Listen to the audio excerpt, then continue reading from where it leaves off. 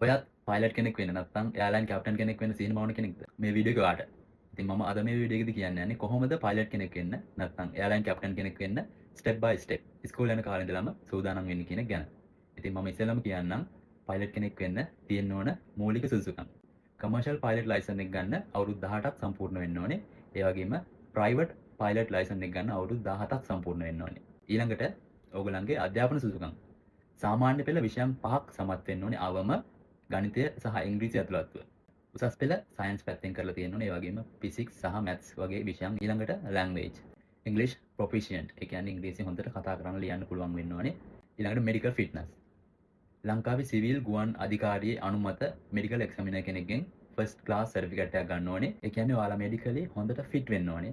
ඒක නිසා හොඳට මතක තියාගන්න ඕගොල්ලෝ පයිලට් කෙනෙක් වෙන්න බලාපොරොත්තු වෙන ඉන්න කෙනෙක් නම් හොඳට ස්පෝර්ට්ස් එක ඇංගර් හොඳට ෆිට එකේ තියාගන්න. ඉතින් මේ දේවල් තමයි එයාර්ලයින් කැප්ටන් කෙනෙක් වෙන්න අවශ්‍ය